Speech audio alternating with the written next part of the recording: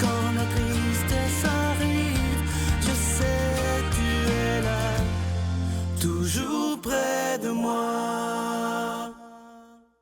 Bon mercredi matin, bienvenue à votre émission La Victoire de l'amour. Si vous saviez comment je suis heureux de vous retrouver tous les matins depuis plus de 22 ans maintenant, c'est un vrai bonheur pour moi. Merci d'être là. Et comme on le fait à tous les mercredis, on rejoint notre ami, le bon docteur Gaétan Brouillard.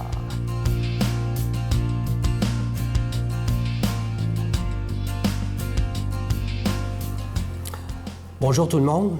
Ce matin, un sujet des plus captivants. Il s'agit de parler d'un métal qu'on appelle un métal lourd, qu'on appelle le mercure. Mais pas n'importe quel mercure. On sait que le mercure est très nocif dans l'environnement, tout le monde le décrit. On essaie de le limiter au maximum. Mais qu'en est-il du mercure dans votre bouche? Qu'en est-il du mercure que l'on pose encore dans votre bouche? Parce qu'il faut bien réaliser que les amalgames, ce qu'on appelle les plombages, qui sont gris, sont constitués d'environ 45 de mercure. Donc, ce n'est pas innocent.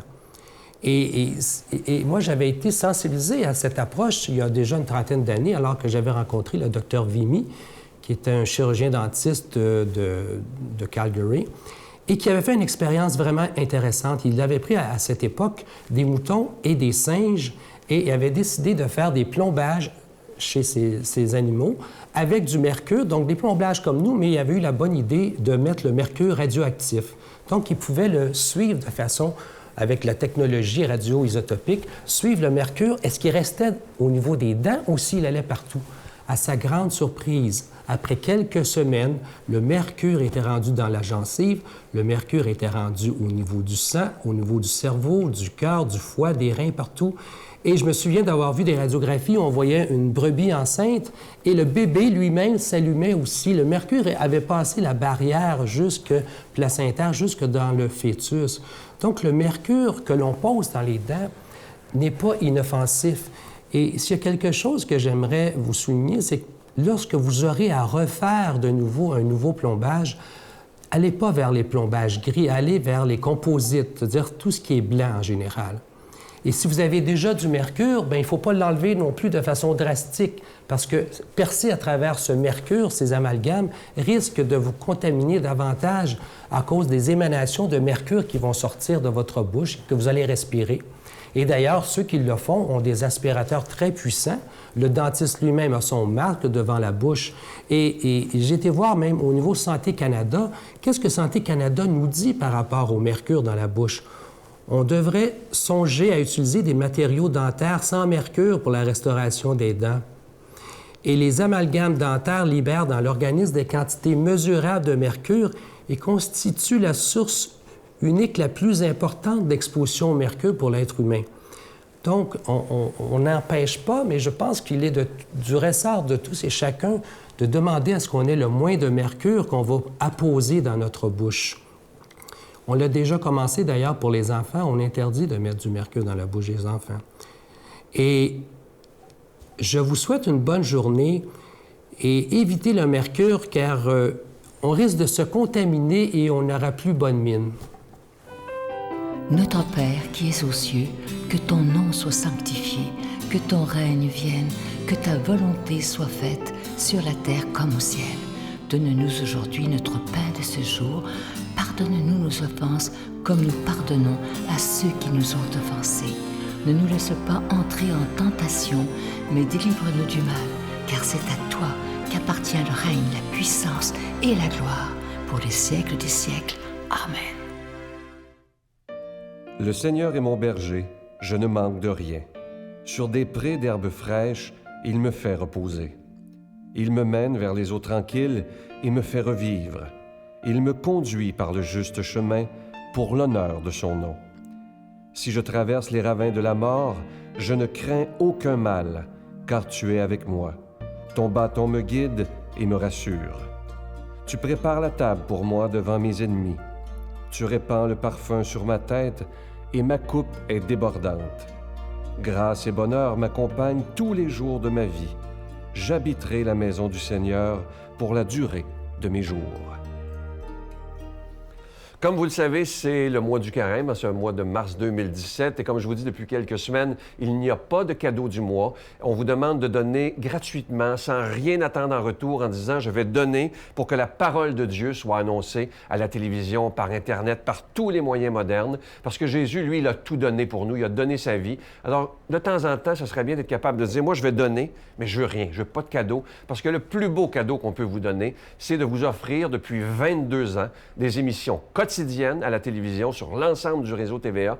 Et maintenant, grâce à cette belle technologie qui est Facebook, Internet, YouTube, les émissions peuvent être vues dans le monde entier. Et c'est ça absolument. Ça, je trouve ça extraordinaire qu'on puisse, avec ces technologies, annoncer ce qu'il y a de plus grand et de plus beau sur la planète, ce message de cet homme de paix magnifique qui est Jésus lui-même. Alors, je vous donne l'adresse en vous remerciant de tout cœur de votre don spécial du carême, en espérant que vous ne nous laisserez pas tomber, parce que ce serait catastrophique, mais je vous fais totalement confiance et je vous dis merci de donner des mains à la Providence. Je vous donne l'adresse, la Victoire de l'Amour, casier postal 120, succursale Boucherville à Boucherville, le J4B 5E6, je vous la redonne, la Victoire de l'Amour, casier postal 120, succursale Boucherville à Boucherville, le J4B 5E6, par téléphone dans le 514-523-4433, 514-523-4433 ou sans frais le 1-888-811-9291, 1-888-811-9291 et aussi sur notre site Internet, une façon très sécuritaire de faire votre don, le www.lavictoiredelamour.org. Merci de tout cœur de votre générosité.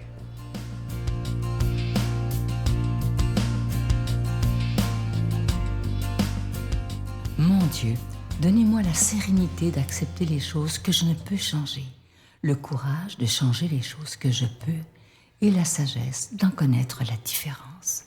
Amen. Aujourd'hui, la parole de Dieu est proclamée par notre ami, l'abbé Daniel Gilbert.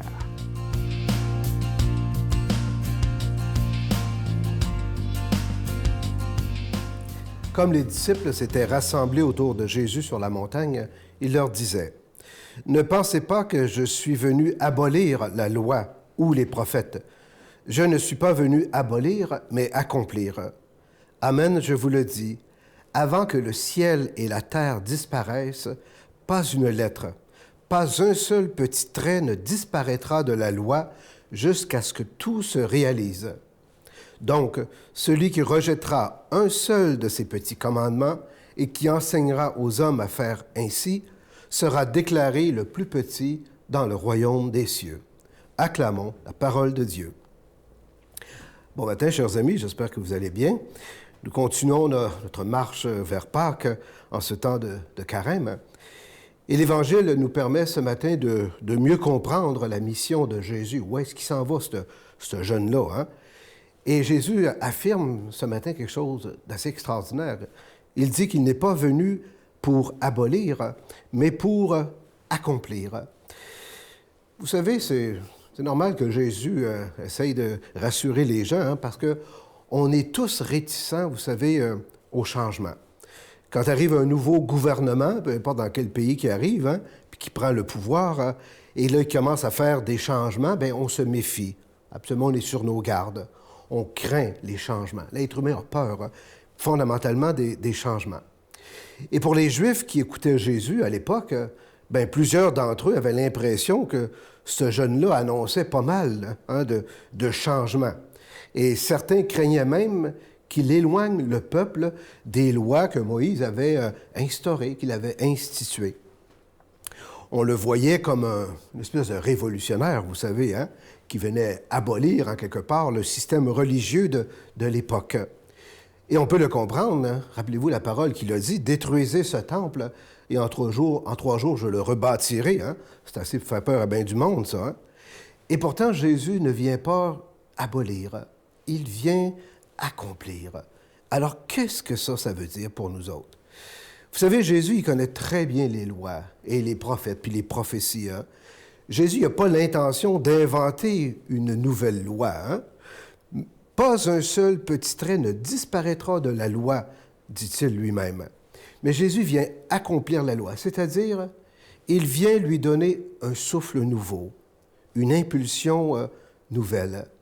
Et c'est ça qui est la bonne nouvelle pour nous autres. Vous savez, toute la loi de Moïse, tous les enseignements des prophètes se résume dans le commandement de l'amour. On sait, Jésus l'a dit, hein?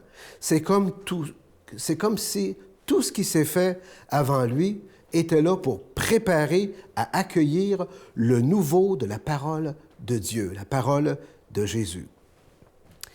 Et vous savez, on ne pouvait pas arriver à cette nouveauté-là sans avoir passé d'abord par ce que nous appelons, nous autres, l'Ancien Testament. Comment dire? Vous savez, on va vous donner un exemple. On n'a plus besoin de l'ancienne version de notre iPhone ou de notre smartphone, hein, pour utiliser la nouvelle version. Mais la nouvelle version, on le sait, est construite sur l'ancienne, puis ne pouvait pas exister sans passer d'abord par les versions antérieures. Alors, autrement dit, ce matin, ce que Jésus nous dit, c'est que nous sommes invités à faire confiance à ce nouveau-là qu'apporte la parole de Dieu dans notre vie, tous les enseignements du Seigneur. Parce que sa parole est la nouveauté même de Dieu, qui se renouvelle à chaque jour quand on l'écoute, mais surtout quand on la met en pratique. Autrement dit, chers amis, quand on observe ce que Jésus a apporté de nouveau à l'humanité, eh bien, ça nous fait entrer dans son royaume. C'est-à-dire, ça nous fait entrer dans sa pensée, dans la lumière qui recrée à chaque jour notre vie. Hein? C'est ça que Jésus fait par tous ces enseignements qu'il donne. Donc, il n'abolit pas, il ne détruit pas, mais il est en train d'accomplir. Il nous montre comment mettre tout ça en pratique dans notre vie. Même, je dirais, il simplifie les choses, hein, le plus possible pour nous aider à communier davantage à la présence de Dieu dans nos vies. Ainsi, on n'a donc rien à changer à l'Évangile. Pas un iota, dit Jésus. Mais on est invité, par exemple, et c'est ça notre mission puis notre défi, hein, on est invité à laisser l'Évangile nous changer à chaque jour un peu plus à l'image même de notre Dieu. Donc, on n'a pas à avoir peur, hein, de tout ce que Jésus nous demande de mettre en pratique dans notre vie, parce que c'est toujours pour notre plus grand bien.